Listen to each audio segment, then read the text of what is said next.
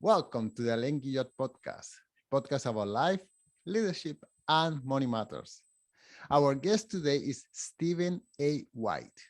Stephen grew up in the projects, and when he was a little boy, he used to help his mother clean motel rooms. But Stephen didn't allow the circumstances in his life determine his future. Through determination, self-discipline, and hard work, he entered corporate America. He climbed the ladder and he became president of Comcast West. Now Stephen is sharing his story and the lessons he learned along the way in his book, Uncompromising: How an Unwavering Commitment to Your Why Leads to an Impactful Life and Lasting Legacy. Stephen, thank you so much for joining us today. Thank you, Alan, for letting me join you today. So first of all, you open your book above all with an acknowledgement of gratitude to all those who were before you, fighting for social equity, for rights for everyone. And then you go on to describe what was life like when you were 10 years old, when you were helping your mother clean motel rooms. I wonder if we could start from there. You grew up in the projects. Tell us the circumstances of your life at that moment. Well, thank you, Alan. What a great question. And I think it's safe to say, Alan, I did not grow up with a silver spoon. My mother, who was 29 years old at the time, never held a job, didn't even have a driver's license, made the difficult decision to leave my father because we lived in Florida and she moved to Indianapolis where she had a brother. Now, I don't need to tell you, Alan, the four boys, we were not excited about the prospect of not being with our father, but my mother had a clear vision for her four boys, that they would have a better life than she did. And so she made a difficult decision that the course alone was a better path for us. And when she first got to Indianapolis, not ever having a job, didn't have her driver's license, her first job was cleaning motel rooms. And that's motel with an M, Alan, not H with a hotel. There's no spa, there's no restaurant. It's one of those motels where you pull your car up and the door is right there. And that was her first job in Indianapolis. And she could not afford a babysitter. So when we were not in school, we would join her in that motel room, helping to clean those rooms. I was 10 and a half years old at the time. I had three other brothers, and that's what we did to help our mother. And I learned some very valuable lessons there in that motel room: hard work, commitment to family, having a purpose in life. And while my mother's talents were greater than being a motel maid, she did what she had to do to be successful and to care for her family. And the only place we could afford to live was in the housing projects of Indianapolis, Indiana, which there's some great people lived there, but there was also a lot of danger. There was a lot of temptation. But she ruled that house with an iron fist. And through that process, we learned some very valuable lessons, lessons that I still carry with me today. To what do you attribute your mother's work ethics? Because I mean, having four kids, a single mother, and in living in the projects could become overwhelming. I mean, it's very easy to say, screw this, I'm bailing out, and I don't know, look for an easy exit. But your mother held tight to manage four kids. My mother was mother of two kids, and we drove her crazy. So in your case, four kids, that's mind-blowing, and not to have a father around and to have to work that hard. I mean, can you bring us back to what was going on through your mother's head and how is it that she was able to hold all that together?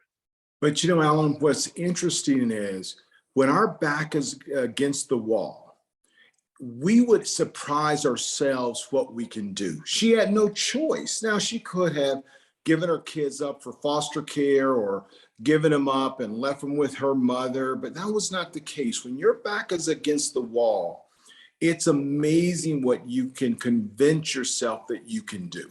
First of all, she was a praying mother. She also had a praying mother. So she prayed to God to give her wisdom and insight and guidance as we moved along. Number two, while we were difficult children, 4 boys is a lot, we recognized that my mother was the boss. So for the most part, we tried to stay in line. Number 3, I was the oldest, and as a result, my mother placed a lot of responsibility on me to help prepare my brothers for bed at night, to make sure they were fed, because she worked 2 jobs. But here's the other piece, Alan. I continue to be amazed how many people want to give you a hand up, not a handout. A handout is charity. A hand up is an opportunity. The number of people that saw how hard my mother was working came in and helped provide an opportunity. Let me give you an example. We used to spend a lot of our hours at the boys club, and there are boys clubs in a lot of communities. And there were members there that worked on the staff that took an interest in us because we listened to them, and they realized my mother was having a difficult time. So they took an interest in us. She enrolled us in a program called Big Brothers and Big Sisters. And I had a big brother that would pour into me. So there were other people that provided us a hand up and an opportunity that helped with that process. But we also all have to recognize when an opportunity is being presented to us, go grab it. And there were a lot of men and women that assisted us in being the best we can be. And that was one of the reasons, Alan, that I wrote the book Uncompromising. It's almost like a love letter to all the men and women, including my mother, including my brothers, and all the other men and women that poured into me. It's my love letter to them to say thank you. And what better way to honor them, Alan, than to share my story with others, that they might be inspired to go reach their dreams and to be the best they can be. Okay, well, thank you so much for sharing that story. Now we move on. First of all, how do you maintain the self-discipline to stay out of trouble? Because one thing is to have the example of your mother, but you live in an environment where there is, as you mentioned before, there is a lot of temptation, there is a lot of people going array, and you have to have that mindset. I think it's just that, having the mindset that no, I'm going to, in spite of my circumstances, I'm going to succeed in life. And I'm sure you could see the example of your mother, but you also had to make that decision yourself. How did that happen? Well, Alan, in my life, I added up, there have been only 12 decisions that I've made in my life that really, truly matter. Yeah, we all make tons of decisions, but there are only 12 that have really mattered. Who I picked as my spouse was certainly one. Making the decision to go to college and achieve higher education. Those are all important decisions. But Alan, I'm not sure how I came to this decision, but I made a decision that I was not going to be a victim. While the circumstances around me gave me a wonderful excuse to be a victim, somewhere along the line, maybe I got exposed to the right people, maybe I listened to my mother talk, maybe I just saw more positive examples. I made the decision that I was not going to be a victim. Now, I made plenty of mistakes. No one goes through life and has a perfect life. We all make mistakes. The key is, Alan, to get the big decisions right. And making the decision that I was not going to be a victim was one of those critical decisions. So as I encountered heartbreak and challenges, I said, I can overcome that. The second thing is, Alan, the more and more I got exposed to successful people, it started to give me encouragement, especially as they poured into me and said, Steve, I see more in you than you even see in yourself. And Alan, all of us have this little light inside of us. And if we meet people that turn the light brighter, great things happen. Sometimes we meet people in our life who make that light go darker. But when you can be exposed to men and women that reach in and make that light brighter and brighter, you start to think about unlimited opportunity. And that's what inspires you to stay on the straight and narrow. You're going to make mistakes, no question, but how you respond to those mistakes, Alan, that is what will signal whether you're going to have a successful journey or a disappointing one. Well, I don't think anyone in their life make the decision to become a victim. They just get dragged down by the circumstances, but they do have to make the decision to become a winner. I wonder, I mean, and you are trying to share with your life experience and your book, how maybe motivate us to take that decision. But what would you say to an 18-year-old kid who is facing all kinds of temptations, and you would like to expose him or her uh, to making the decision of not becoming a victim, of becoming a leader? One of the questions that I sit with on a regular basis is a quote, Alan, that was attributed to Mark Twain. The quote goes like this: the two most important days in your life certainly is the day you're born. But Alan, the second is when you know why. So if I'm sitting with an 18-year-old who's not sure, I start with that question and say, let's go to question number 2. Why do you believe you've been placed on this earth? And it's hard for you to believe any of us were placed on this earth to do bad things, to create havoc in lives. I just refuse to believe that. So if I can convince an 18-year-old that his or her life matters because they were placed on this earth for a reason, if I can convince them to believe that, which is true, now we can begin the journey of exploring why you're on this earth.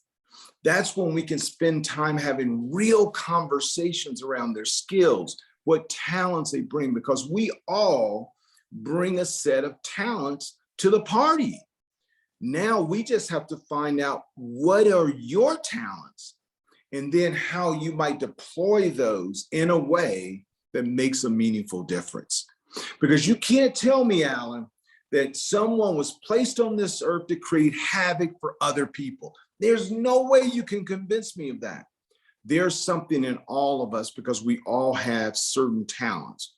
Our job is to help young people find that so they can go on to be the best they can be.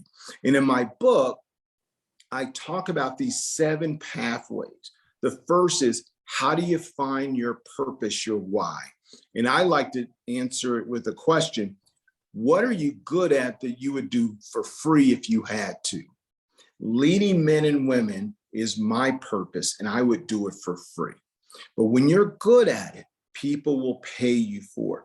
So then we talk about, how do you stay connected to your purpose and why? Okay, well, I'm going to ask you for, you just gave us 2 of those points. I'm going to ask you for the rest in a minute.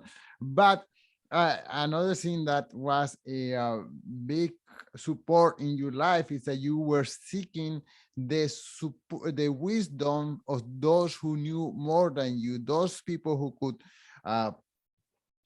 help you out, who could inspire you, who were willing to teach you. And I mean, this is life-changing to find those people who are out there who could serve as an example, as you are serving as an example right now. But how do we go around finding those people who could lead us to a better life? Well, I love to tell people, Alan, I have more mentors than most people. However, here's the trick though. Most of them don't even know they're mentoring me. So I try to watch and observe. Now, first of all, you have to know who you are. You can't be someone else. You have to know who you are. And then you try to identify people that you admire and you respect. And you try to understand, how do they live their life? What do they do? Even people who are doing it wrong, you can learn from them. So try to be a sponge, because I talk about living a life of impact and legacy is live your life as a learning lab. Let me share a story with you. My stepdad, who's no longer with us, passed away at 89 years old. But Alan, he was 75 years old and he was taking Spanish lessons. He's 75. But living your life as a learning lab, that there's always more that you can learn. There's always something you can get from someone else. Live your life as a learning lab and wonderful things will happen. Well, and you don't know much about me, but I just retired not too long ago, and I started university all over again. I'm up to here with homework. After I finish this conversation, I have to go back and doing homework. So I can attest to always searching to continue improving yourself, to never stop learning, because you don't know the kind of opportunities that may arrive with the next lesson. Uh, That's exactly right. okay, so then you find a purpose. Your purpose is to lead others, to guide them, but and you just said to do the things that we are willing to do for free. What do you suggest for other people? How could they go about finding their purpose? Well, the first thing is having an honest conversation with yourself. Now, I'm not literally saying go stand in front of a mirror and talk to yourself, but whatever works for you, have an honest conversation with yourself and really inventory and say, what am I good at? All of us bring something to the table. What is it that you're good at? And what are you good enough at that you would go do for free? So you start with that inventory, and then you find out what are you good at and what gets you excited. And if you're good at it and it gets you excited, now you're starting to get close to your purpose and your why. And that's where you start to narrow your focus. And a lot of times this is just about asking yourself questions. There are a number of books out there that you can go find. There's a book called Strength Finders 2.0, where you can take an inventory, a questionnaire that helps you start to identify what you're good at. There are a number of ways. Talk to your friends, talk to your family, talk to your parents. People that are around you that are honest with you, they'll start giving you some insight into what you're good at. Once you identify what you're good at, and you can marry that, what is it that you really enjoy, then you start to narrow in on where your purpose is, because I believe talent with passion, put those two together, amazing things can happen. Well, Stephen, can you tell us then how is it that you got into college? It was one of those things that it came late in high school for me. So I started my high school career. My freshman year was not very good. I was not very focused. I didn't make good grades. But here's what happened, Alan. One of my teachers, her name is Alice Goodrum. She's no longer with us. I was taking a speech class, and she started encouraging me and said, Steve, you have a gift to gab. You have a way of engaging people. Let's nourish that. Let's feed that. And that was the first time that someone had really started saying, hey, I think you're really good at this. And she started to encourage me. And as I went through my sophomore and junior year, I became the high school basketball manager. And the basketball coach, Coach Ernie Hudson, started giving me more responsibility. And then these other people start saying, Steve, we think you have more talent. You should start thinking about college.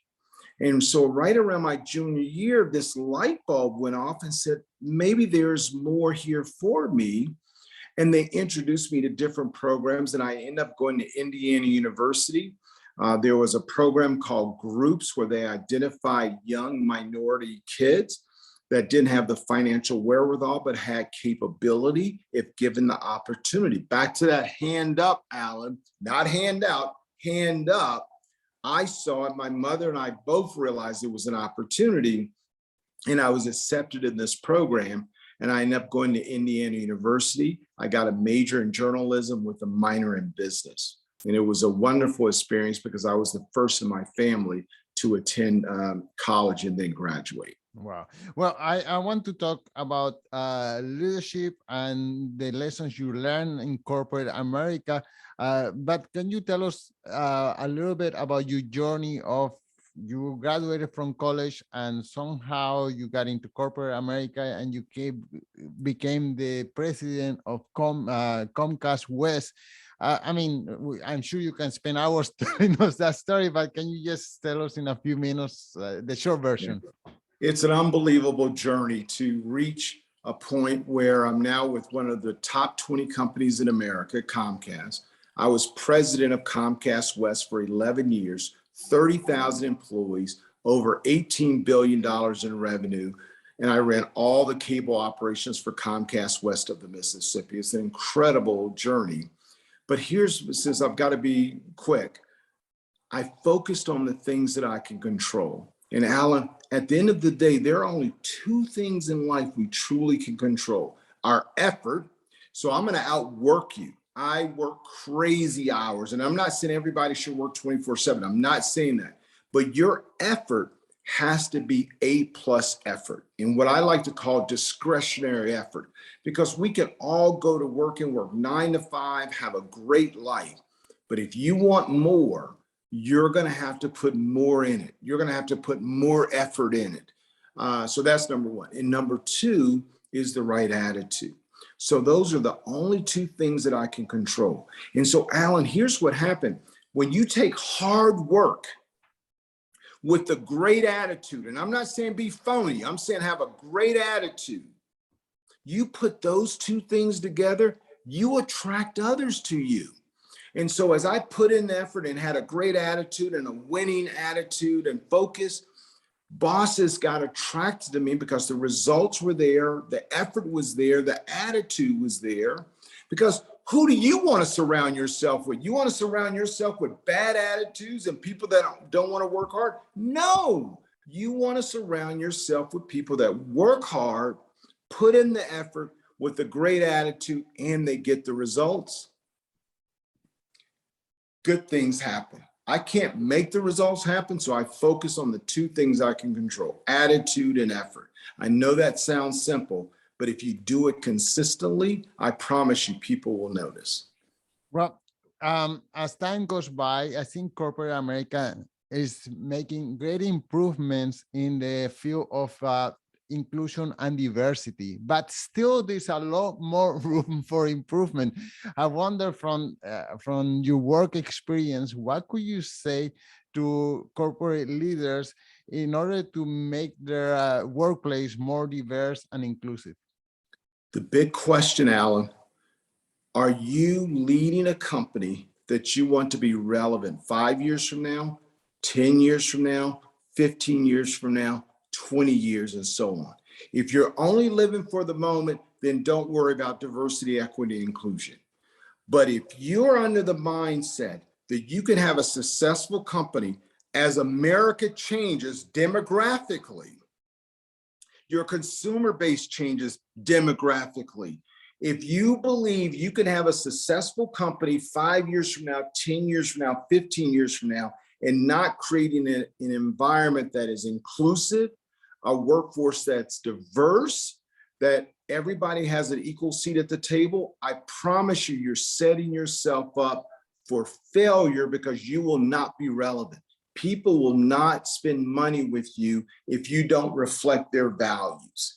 And so the wake-up call for everyone in corporate America, and unfortunately it took George Floyd's murder in May of 2020 to kind of get everybody woke. But if you want to be relevant, then you have to embrace diversity. You have to embrace equality. You have to embrace inclusion. And here's the thing, Alan, it's not just for people of color. If you're not a person of color, you're going to benefit from a more inclusive culture. You're going to benefit from a culture that has equality, where everyone has a seat at the table. And you're going to be smarter and better by having different voices around you with a different perspective. Everyone wins if we create an organization that's inclusive. Everyone has an equal seat at the table, and you've got diverse opinions. Creating that right environment, because that's how the best decisions come to the top. Everyone wins. But I start with the question: is your company built to be relevant 5 years from now, 10 years? If you want to be relevant, then you have to embrace DE&I. Well, I can see how you were a good leader for all these many employees, but you are also a leader at home. You have a son, and this son of yours, he's growing up in different circumstances than you. So I wonder how you transfer those core values optimism and this desire to be accountable to your son? What a great question. First of all, we have a miracle son. We share the same birthday, December 18th. Can you believe this? He's 9 years old. And so his name is Stephen Andrew White II. He goes by Stevie. And I do it several ways. Number one is I just role model. One of the interesting things about the pandemic, it forced us all to work at home. But here was the nice thing, Alan. Every morning, my son could see me in my office working hard. And when he came home from school, he would see me in the office working. As we were preparing him for bed, he could see me in the office working. So I think the first thing we have to do is we have to role model the behavior that we expect. Work ethic, treating your spouse with respect, being present, and not just being a figure there, being present. So I think that's number one, is being a role model. Number two is you set expectations. Let me share a story with you, Alan. I was at Harvard Business School several years ago for a training program. And I bought all of these Harvard sweatshirts and t-shirts, all of different sizes. So at 5 years old, he was wearing a Harvard sweatshirt. At 6 years old, he was wearing a Harvard t-shirt. At 7 years old, he's wearing a Harvard rain jacket. Now, whether he goes to Harvard or not, that's not the point, Alan. The point is we've now set an expectation that you're going to higher education. So I think that's the second thing, is parents have to set expectations for their kids and hold them accountable to that expectation. Number three, you've got to provide guardrails. You have to provide a box, or how what are the parameters for them, and do it very consistently as you move forward. I could go on and on, but those are the three most important things. Be a role model. What are the behaviors you expect? Set a high level of expectations, and then have clear parameters around what behaviors and all of that will be tolerated. Okay, so we've got a long way to go, but I believe if we are consistent with that, his chances of being successful will be much higher. And then the final piece is, Alan, my son is going to be on third base. See, when I was growing up, I didn't even know there was a game being played. I didn't even know where the stadium was. I didn't even know how to get in the game. But through hard work and help from others, I was able to get in the game. And then I got the first, in the second. He's going to end up on third base based on nothing he's done. My job is to explain to him that he's on third base based on what his parents did. Now, his ability to get to home plate and round the bases again will be based on what he does. So therefore, he has to go earn it. There will be nothing given to him. Right. I'm going to ask you a similar question, but there's a subtle difference. So imagine now that you are an 18-year-old kid. You are in the projects. You don't. If you are in the projects, it's sure that you don't have lots of money, and now you have decided. You have read the book Uncompromising, and that has served as a trigger for you to look for something better to do with your life. If you are in that position today in the project somewhere in America with only a high school degree, what would you do to improve your life? Yeah, it's a good question. There are a lot of things, but let me tell you, one of the most important decisions that I made in my life, who you surround yourself with, Alan, is so critical. I was blessed. In my book, I call Commit to Road Dog Relationships. And when you have men and women, boys and girls around you that are pouring into you and they're positive, they challenge you, they ask you tough questions, they don't let you take the easy way out. When you start surrounding yourself with people like that, that gives you encouragement. So the first thing I would tell an 18-year-old is, tell me who your friends are, because I can tell you a lot about what direction you're headed.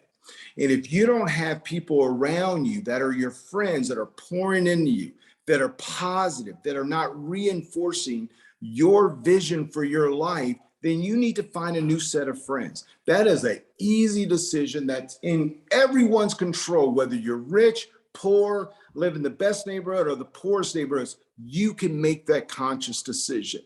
And watch what happens when you have positive people pouring into you. I promise you, good things will start to happen. Wow, I think we should leave it there.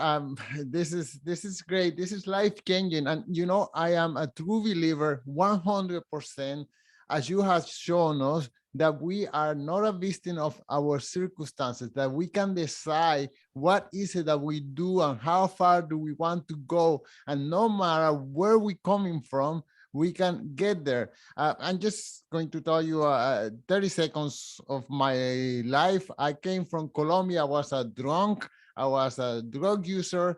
And one day I decided I'm going to change my life. I came to North America. I went to college. I work as a janitor. And now, well, now I'm 50 something, retired, and I just started going back to school again. But you know, it just all starts with making that decision. I'm going to have a better life. I'm going to improve, and I'm going to go ahead and help others. And you have done that. You are a great example, and we are trying to magnify that message through this podcast. And of course, you are doing it with your book. So the last question, can you tell us one last time the title of the book and where can the listeners follow the work that you're doing?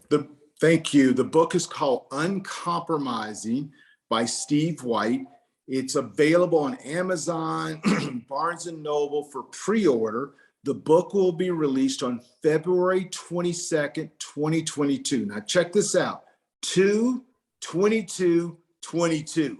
If that's not, if that's not destiny, I don't know what is. But the book is called Uncompromising.